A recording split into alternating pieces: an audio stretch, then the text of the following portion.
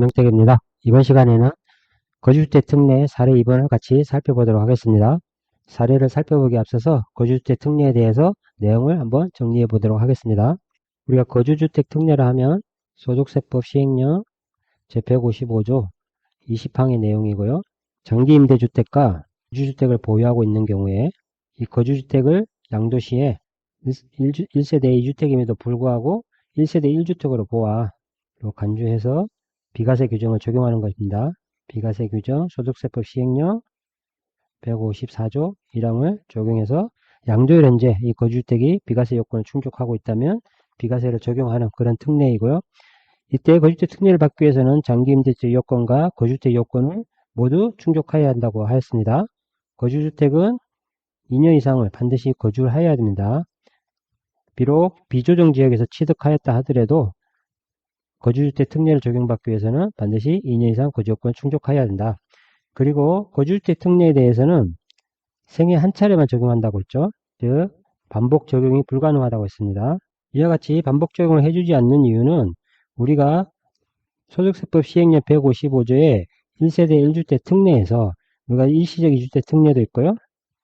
일시적 2주택 특례, 그리고 상속주택 특례, 그리고 동거봉양 학과 특례, 결혼 학과 특례, 이러한 특례들이 있는데요. 이 부분들은 일시적 2주택의 경우는 불가피하게 주거 이전으로 인해 가지고 부득이 2주택이 되는 경우고요.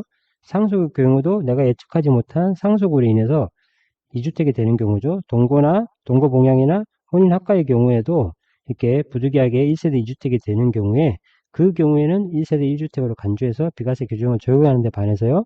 거주주택 특례의 경우는 이미 장기임대주택과 거주주택을 보유하고 있는 상태에서 우리가 특례를 적용해 주는 거죠. 따라서 그 같은 경우에는 생애 한 번만 적용하도록 이렇게 소득세법 시행령이 개정이 되는데요.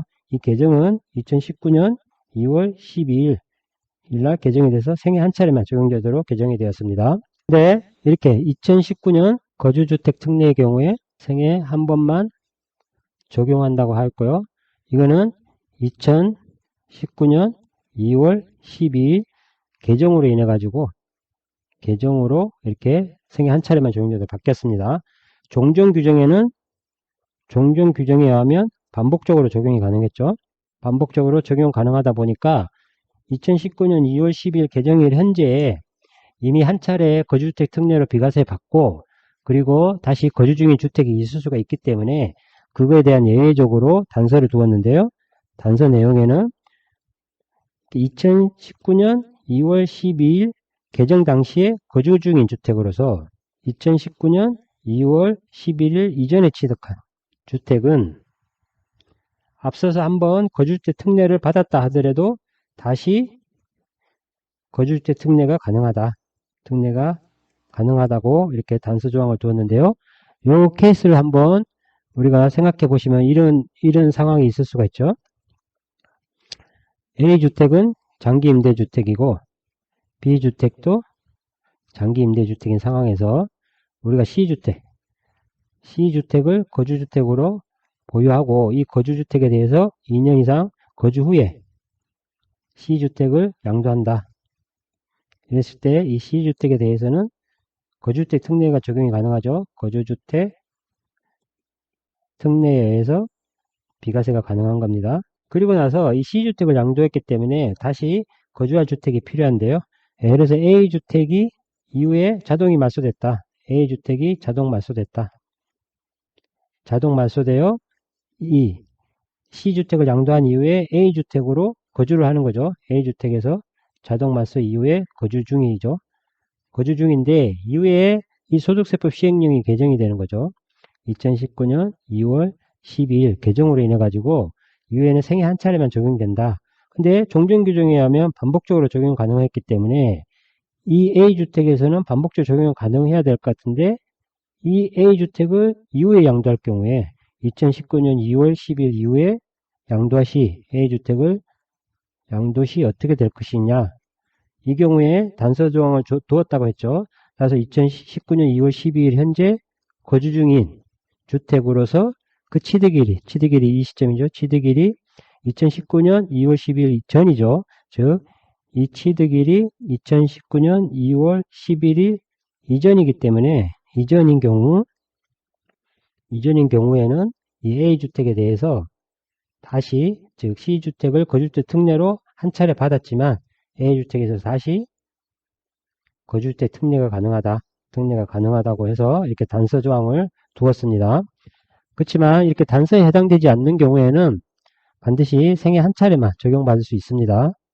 사례를 보시면 갑의 경우에 2019년 12월에 A주택을 취득 후 거주 중이다. 이게 A주택이 지금 거주주택에 해당이 되는 거죠. 17년 8월에 B주택을 취득해서 임대 등록했다. B주택이 장기 임대주택에 해당이 되는 겁니다. 그 이후에 A주택을 양도했다. 2년 이상 거주한 후에 A주택을 양도했을 때 거주주택 특례가 가능하죠. 물론 이 장기 임대주택에 대한 요건과 거주주택 2년 이상 거주 요건을 다 충족했다고 했을 때 이 A주택에 대해서 거주주택 특례가 가능한 거죠. 이후에 A주택을 양도하면 B주택만 남죠. B주택만 있는 상태에서 다시 거주 목적으로 C주택을 취득하는 거죠. C주택을 취득해서 2년 이상 거주 후 C주택을 다시 양도한다고 할 때 이미 한 차례 A주택에서 거주 특례를 받았었는데 C주택에서 다시 거주주택 특례가 가능하냐? 가능하지 않다입니다. 생애 한 차례만 적용되기 때문에 가능하지 않고 예외적으로 다시 반복적으로 적용 가능한 경우가 있었죠. 2019년 2월 12일 현재 거주 중인 주택으로서 2019년 2월 12일 이전에 취득한 경우에는 이미 한 차례 거주주택 특례를 받았다 하더라도 다시 거주주택 특례를 받을 수 있는 단서 조항을 두는데요. 거기에 해당되지 않는다면 생애 한 차례만 거주주택 특례를 적용받을 수 있다. 이렇게 기억하시면 되겠습니다. 그리고 우리가 이 A주택을 양도할 때 거주주택 특례를 받았는데요. 이 A주택에서는 양도 차익 자체가 거의 없다. 라고 하면 A주택은 비과세를 받으나 안 받으나 거의 경제적인 상황이 차이가 없죠.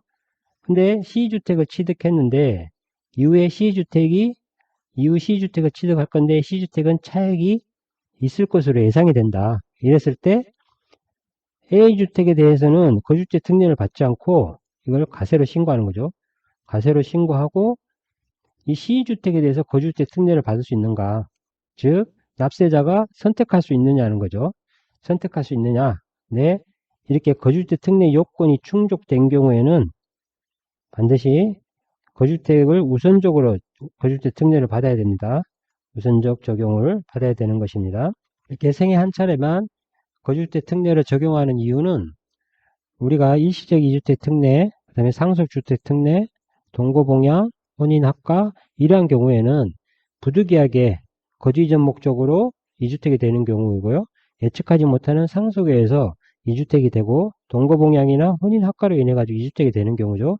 이런 경우에는 반복적으로 적용이 가능하죠. 가능하지만 물론 상속주택의 경우에는 상속 개시 당시에 보유한 주택이어야 되기 때문에 그런 반복 적용이 될 수가 없는데 이런 거주주택 특례의 경우에는 당초부터 부득이한 게 아니죠. 당초부터 납세자의 의지에 의해서 2주택자였기 때문에 우리가 생애 한 차례만 거주주택 특례를 적용받을 수 있는 것입니다. 예를 들어서 우리가 A주택과 B주택을 보유한 상태에서 지금 A주택을 팔든 B주택을 팔든 비과세가 적용되지 않지 않습니까? 적용되지 않는데 우리가 A주택을 판다고 예를 가정을 하면 A주택을 근데 1세대 2주택자로서 비과세가 되지 않죠. 근데 곰곰이 생각해보면 B주택이 장기 임대주택에 해당될 수 있다. 그러면 장기 임대주택으로 등록하는 거죠. 등록하고 A주택에서 2년 이상 거주 양도하면 A주택은 거주주택 특례를 받을 수 있기 때문에 이게 당초부터 2주택자인 경우에는 이런 B주택 임대 등록을 함으로 인해 가지고 A주택을 거주주택 특례를 비과세 받을 수 있지 않습니까? 예, 받을 수 있기 때문에 생애 한 차례만 적용을 해준다고 이렇게 보시면 되겠습니다. 우리가 거주주택 특례를 공부하다 보면요. 거주주택이란 용어가 나오고 그리고 직전 거주주택이라는 용어가 나오죠. 직전 거주주택이란 용어가 나오고 그리고 직전 거주주택 보유주택이라는 또 용어가 나옵니다.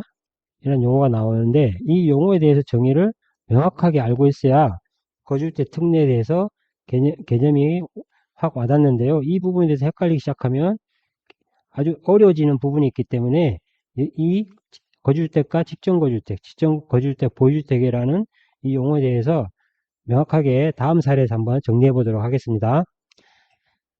이상으로 거주주택 특례 사례 2번을 살펴보았습니다. 감사합니다.